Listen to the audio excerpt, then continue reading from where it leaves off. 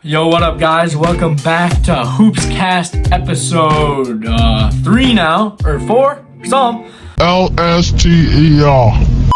We got a spicy one. We're going to be going through my NBA award predictions with about a month left in the season. And yeah, I think this is what I personally believe. This is probably not what's going to happen. Some of these are, well, voters fatigue and other characteristics. But, like, these are the guys who I personally believe that should get the awards. And yeah, so let's get into it. I know I got a little bit of a break since I hadn't had an episode in a minute, but yeah, let's go.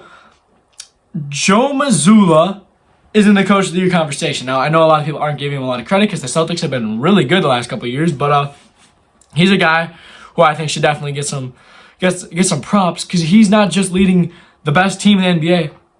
They're a 65-win team, and we haven't seen that in a minute. They're one of the best teams I've ever watched, actually. They just almost choked the lead to my Bucks, but, you know, we didn't have Giannis. If we had Giannis, we're winning that game. But, yeah, he's an honorable mention. He's not quite my Coach of the Year because it's going to go to the guy who wins the Western Conference no matter what. I'm not just going off odds here. I'm going off, well, Chris Finch is doing a fantastic job. Like, if he had Joe Mazzulla's team, they're doing much better. But Finch is doing a fantastic job with what he's got. He's holding on to a top 4 spot right now without Karl-Anthony Towns. And let's look at it. Ant is your number 1 guy. Who's your number 2 scoring option now? Without Cat, it's not going to be Rudy Gobert. Is it Mike Conley? It's probably actually Naz Reid. But yeah, he's been doing a fantastic job this year. And then the other guy who, if they get number 1 in the West, which I think they are, is going to be Mark Daigneault. And if Mark Daigneault gets the Coach of the Year, that'll be a shocker because I was expecting the Thunder maybe to be like a 6 seed this year.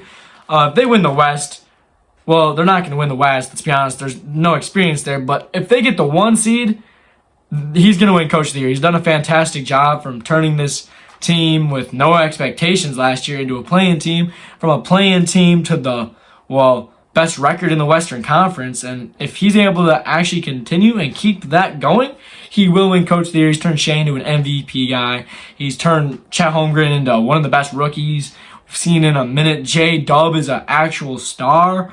Josh Giddey we don't really talk about because he's slumping, but Lou Dort's been playing some fantastic basketball. He's making everyone around him a better basketball player, and that's really what you want to see. Now we've got a Clutch Player of the Year, and I don't really know what this is a new award. I don't really know what to base it off of, so I just went to Clutch Points, and here are my top 3 guys that would be in it. Dame has 125 clutch time points this year, so shout out to Dame, he's in there. And then DeMar DeRozan's got 166. He's been hooping as of late. The Bulls are back to 500 almost, and they might make a little run in the play-in to get up to a 7 seed, but I don't see it happening really. And then the guy I actually have winning it has 1 more clutch time point than him, and I'm like, yeah, people are just gonna vote for him over DeRozan because he's Steph Curry. And well, I'd love to see Steph with a clutch time award. It's kind of a, like, who else are they gonna give the ball to? You're not gonna give the ball to Klay Thompson with a couple minutes left.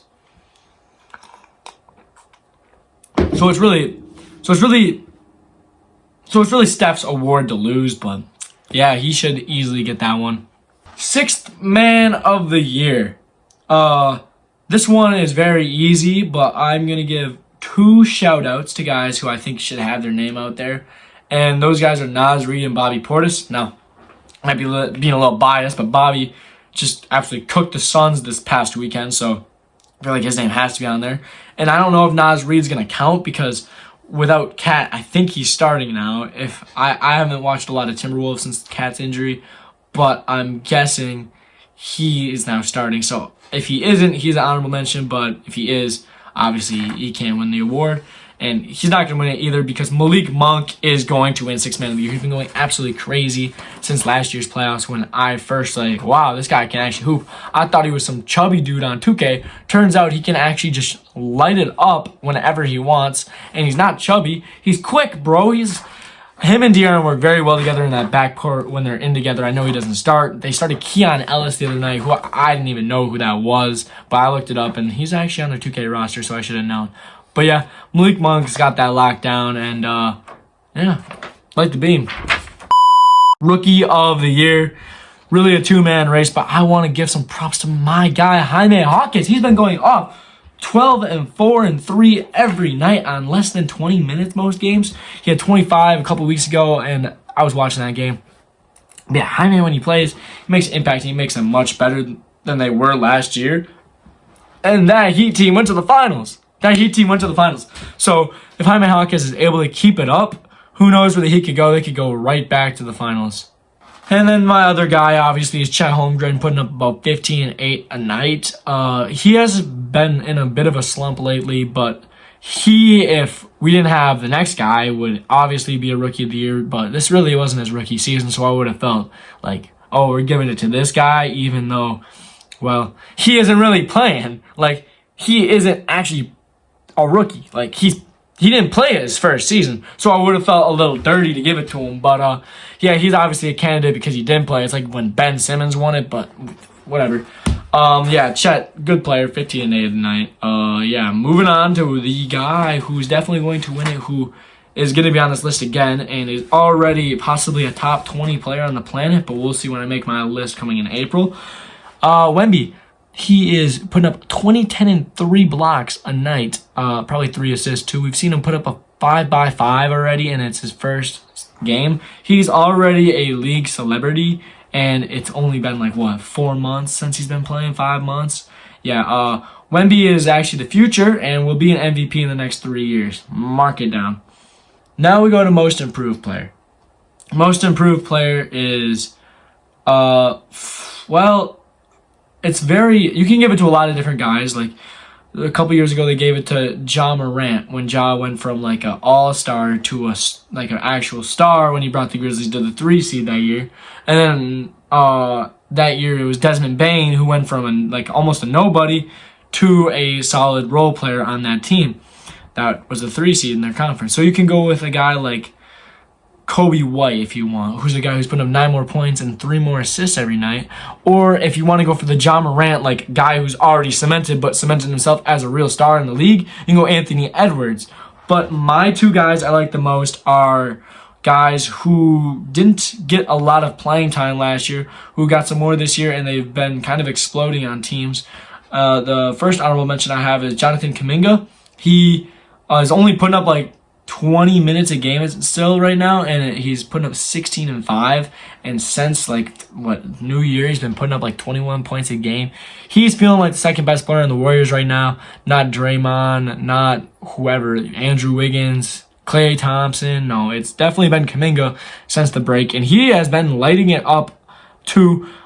He's just a flash you got to watch. Love watching him, but he's not going to win it because he doesn't start all of the games. And he's kind of putting up empty stats since there's not a lot of guys who can score on the Warriors.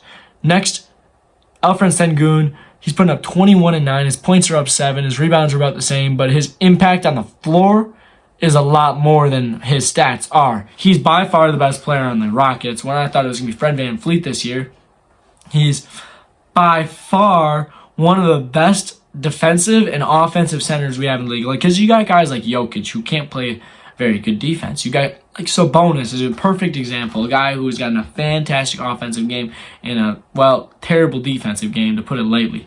So Sengun, able to do both of them, is very important for the Rockets and why they've been coming back up and up and up and up in the standings to maybe get a playing spot from the Warriors. But yeah, Sengun should be the most improved player, but he's probably not going to be, because they're probably going to give it to Kobe White, who, I mean, he deserves it, but it's Chicago bias. No one's watching Houston Rockets games really unless you're from Texas. They're a fantastic team to watch, and I've watched a bunch of them this year. Jalen Green's one of the best players to play around with Sengun. Sengun's able to space the court a little bit because he can shoot a little, and that gives more room for his teammates to grow, and that team's now moving on, and I love watching them improve because they're young. Defensive Player of the Year. One-man race, but I'm going to give 2 shout-outs to Wemby and Brook Lopez because Brook Lopez is on my team and he's been playing fantastic defense all season. And the other guy is Victor Wembanyama because he's got more blocks than 5% of the current NBA. Their entire career, he's got 75%. He's been in the league for 4 months. So that guy's an absolute monster. Keep doing what you're doing, Wemby.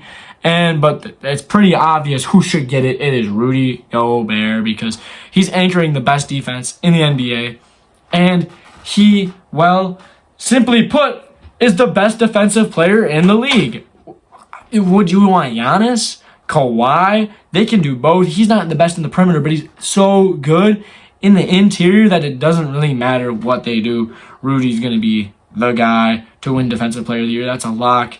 If I don't know what the odds are, but if you 21, bet on it because that is free money. Rudy Gobert will win Defensive Player of the Year. Okay, now I am going to do my first, second, third team All-NBA fairly quickly till we get to the MVP. So now that they're positionless, I believe all these guys are going to meet the mark, but if they don't, you can't do much about it. So first up, De'Aaron Fox. De'Aaron Fox is the first guy I'm going to put on the list because he's had a fantastic scoring season, a really good defensive season. What else do you want from this guy? He's one of the best players on a Western Conference team that's really competing. And then they've got Sabonis also on my third team because how is this guy sixth in MVP voting and not going to make the 15 best players in the world on the team? Because now that it's positionless, that's what it is. Yeah, Sabonis easily in there. Almost putting up a triple-double every night. Love to see it. I remember watching him in OKC when he was their 10th man. I was like, this guy reminds me of, who did I say? Oh, shoot. It was that one dude who could pass back in the 2010s that was a big, but he wasn't really that good. I can't remember the name, but whatever. Moving on. I'm putting the king on there. I'm putting LeBron on there because you can't have a third team, second, first team, All-NBA without LeBron James' name appearing on there. And, well, for simply put, LeBron is having a better year, in my opinion, than he was last year. He was missing a lot of games around this time last year when the Lakers were moving up the standings. He wasn't there for that. And this year, they're not moving up the standings, and he is there for that. So what's going on? I see a lot of people leaving him off for that reason. But LeBron's still putting up 25 and all the other stats, and I didn't write his down. But, yeah, he should be on there, no question. LeBron, I don't know when was the last time he missed one of these teams, but you can't leave him off, man. People are trying to leave him off. They're trying to hate on him, but I'm sorry. When you're at the top of your game for so long, people are going to hate on you. When you're at the top, they want to see you fail. Wait, what? Another guy I wanted to add on here was Devin Booker because he's been having the best scoring season of his career. I just wish the Suns were winning more games, man. It doesn't look like they care about winning. It looks like they only care about the postseason like the Clippers just a couple years ago. Now that they have James Harden, they're actually trying. But it seems like Devin Booker doesn't want to actually win games. He just wants to be in the playoffs, like a playing team, get in, play OKC, win first round, lose to the Nuggets in the second. That's lame, bro. We want to see you actually try. He's not trying on defense, but his offense is going to carry him here, and his impact is going to carry him here because I don't see a world where he doesn't make a first, second, third NBA team. So he's my third, and the other guy I got here is Spida. I got Donovan Mitchell. He's having a fantastic season. Cavs are solidly looking at a 2-3 seed every other day, switching out with the Bucks. Please stay at the 3, by the way. I would appreciate that. And Spider's having quietly the best season of his career. People were saying, oh, maybe the Cavs should trade him. Why? I mean, if the Knicks want to trade all those first-round picks for him, Dante DiVincenzo, Josh Hart, you're not going to split up. Not going to split up the Nova, boys. They just created a podcast. You're not doing that. Spider should be on the team. He's carrying the Cavs to one of the best teams in the Eastern Conference. Now, I know that's not saying a lot. He'd be like a 7 seed out in the West, but still, fantastic player. He's putting up numbers day in and day out. Love to see it. We're going to move on to my second team, All-NBA. And first guy I want to bring up here is Anthony Edwards. They were the 1 seed for majority of the year in the West. He's been putting up easily the best season of his career. He's my most improved player of the year, like the guy who went from all-star to star, and he's really excelling in his role, in my opinion, and he's been doing a fantastic job. So, love to see you, Ant-Man. Hopefully you can keep this up and make first team next year. I think you have the best chance out of any of the young guys from America. I think SGA is doing a fantastic job with all these commercials, but you can become the face of the league from that dude America. Like Wemby, he's going to be that Nikola Jokic. He's going to be that Embiid. He's going to be that Giannis, like that guy who, you think of when you think of the NBA, but he's not a celebrity like Ant will be a celebrity. Tyrese Haliburton is my guy on my second team. He's really blown up. He's also a guy I could see in the most improved player of the year. Like Ant, he went from star to, or an all-star to a star. He, for a second, was looking like a superstar, but he's kind of slowing down right now, but still deserving of a second team. What he did at All-Star Weekend, what he's doing with the fans. Love Tyrese Halliburton, man. From Oshkosh, Wisconsin. Straight out of Wisconsin, which is where I live, obviously, and I love Tyrese, man. He's been putting up great numbers. The best passer in the NBA. I can't wait to see what he does in the rest of his career, and I can't wait to see him in the playoffs this season. Next up are my 3 forwards. There's no centers on this team. I'm going to name Kevin Durant first because it's like LeBron. You're not going to leave him off the list. Obviously, he deserves to be on there because he's having a fantastic scoring season. I haven't seen him score like this in a minute, I feel like. Scoring at ease. They're worried about Book, and he's just doing his own thing, going off, doing his own thing. I know he's been in a bit of a slump lately, but he's still Kevin Durant and still deserving of a first, second, or third team. I have him personally in my second, hanging on to that spot over guys like Sabonis. My 4th player on my second team NBA is Kawhi Leonard. He's having quietly an MVP season. If you put him in the MVP race back in, 2013, or I'd rather give it to him than when D Rose won it. He's been doing so good this year on defense. He's anchoring that team. Now, he's not the system. That's obviously Harden. Harden wanted to be the system. But is he doing a good job? Absolutely. I love Kawhi Leonard's defense, and on offense, he is, well, not managing the load, but he's I don't know if he's their 3rd scoring option or their 2nd. Like, you can say it's Paul George, but I feel like I see Kawhi with the ball in his hand more, so I'm going to say he's their 2nd scoring option, but I'm not Ty Lue, so I'm not drawing up the plays for the Clippers. I'm not able to tell you. But he's having a good season. Absolutely 2nd team, maybe 3rd team. I don't see him going first, but he will be on 2nd or 3rd team All-NBA this year. And, hey, Kawhi, thanks for playing 65 games. I really appreciate it. Love watching you. Next up, the last guy, I thought about putting him on first team because of the record, but he didn't quite make the cut. That is Jason Tatum. No Celtics actually winning any awards is crazy for how good they are, but he's putting up, I would say, it's his best season of his career. Maybe that 2022 year where they went to the finals and they were so hot after the break would be his best season, but he is putting up a monster year, and it's easy to look at and say, well, he's got Jaylen Brown, Kristaps Porzingis, Drew Holiday, Derek White. Jeez. But, he's got a fantastic team around him, and he's leading them finally the way I want him to, and I think he's really matured this year. He was struggling if he had a lot of pressure on him to get the ball out, but he's getting that ball out faster now and finding an open guy. The stress of being the number 1 option finally looks like it's starting to not affect Tatum on the floor as much as it used to, and he's looking a lot more smooth, and he might be moving up into my top 5 guys depending on what they do in the playoffs. So, yeah, Tatum, not quite an MVP yet, but you're getting there. Then my first team, NBA, it's pretty simple. We're going to have to go with Luka Doncic because he's putting up almost a triple-double day in and day out. He's probably a top 3 player in the world because Embiid just can't stay on the court, but whatever. Luka, fantastic season, and if I didn't put him on here, I'd be getting, people would be at my throat for that one. So, yeah, he has to go on here. I'm going to save that guy. I'm going to go to Shai Gilgeous-Alexander since you already know he's on here. Fantastic season. He went from, so he was good in the bubble season. He was growing. People are like, oh, he's too good. They're going to have to trade him. And then he blew up, and they're like, yeah, we're not trading him. And then he blew up again this year. He went from a top 20 guy to a top 5 guy almost. He is so good. I love watching Shai Gilgeous-Alexander and the Thunder because their team chemistry is just chef's kiss, man. I love it. But Shai, he's an MVP kind of guy, and that's what you got to do if you want to be on first team NBA. Jokic, obviously on here. I don't know how many years in a row he's made it now, but it's adding up 5, 10. I don't know because there's no centers besides 2 guys. The other one can't be on the list because he can't play every night. But Jokic, fantastic season. I don't think he's doing as good as he was doing 3 years ago when he was winning back-to-back MVPs, but still put up 26, 12, and 9 a night. So can't be mad at that. 47 numbers right there. That's making a lasting impact and almost an MVP kind of guy. Yeah, you heard that. Almost. We're getting MVP next. Let me just explain 2 more. Giannis, obviously, 31, 11, 6. He's passing the ball. He's leading one of the best teams in the NBA. Has to be on the list. Next up, the most debatable one. I skipped Giannis because everyone knows he should be on here. But this guy, you probably already know who it is because he wasn't on the other list. I think Steph Curry's... I said it. I think Steph Curry should be on first team NBA. I'm not a Steph sexual. Let me tell you right now why.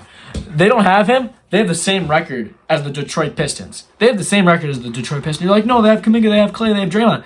Okay, the Pistons have Cade and Jalen Duren. That's a better duo than Clay and Draymond or Kuminga and Andrew Wiggins, whoever you want to put in there. Steph is making them a 500 team at least. He's going on stretches. He's the clutch player of the year. They're going on stretches where they're making play-in pushes. I know they're cold right now, but I think they're going to heat up and maybe end up like a 7 seed, 8 seed, so they don't have to play LeBron in the first round maybe. But let me know what you think about that. I think Steph belongs on first team. He's a top 5 player in the league, and it's hard to not put him on here over a guy like Tyrese or Ant or Tatum and him are back and forth, but I lean towards Steph since he's doing more on his team. But finally, we're getting to the big boy award, MVP. You already know I said Jokic wasn't winning it. He's putting up a fantastic year, though. I don't know. It's just something is off about Jokic this year, and I don't know if it wasn't that he wasn't the 1 seed like he was last year. I don't know, but he is a fantastic player and definitely gets his props. I know I probably seem like a Jokic hater. I do like the guy. He loves horses more than basketball, though, so it's hard to give him an award like this. My third guy, Shai Gilgeous-Alexander. You already know that he's putting up 43 numbers a night, 31 points, 6 rebounds, 6 assists, and he's the best player on the best team in the West. So, like, is that an MVP?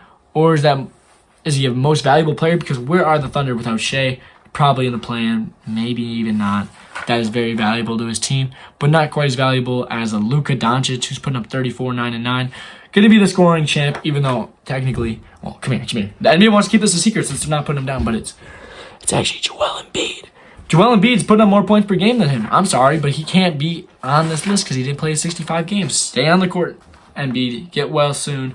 I don't want to see you in the first round, though. Yeah, Luka had a fantastic season. Easily the best year of his career, in my opinion. And they're not going to give him the MVP because he came into the league and was already a star, and then he went to superstar level the next year, and he's been steadily getting better, but they're not going to give him the MVP because he came in the league so good. And I hope that doesn't happen to a guy like Wemby.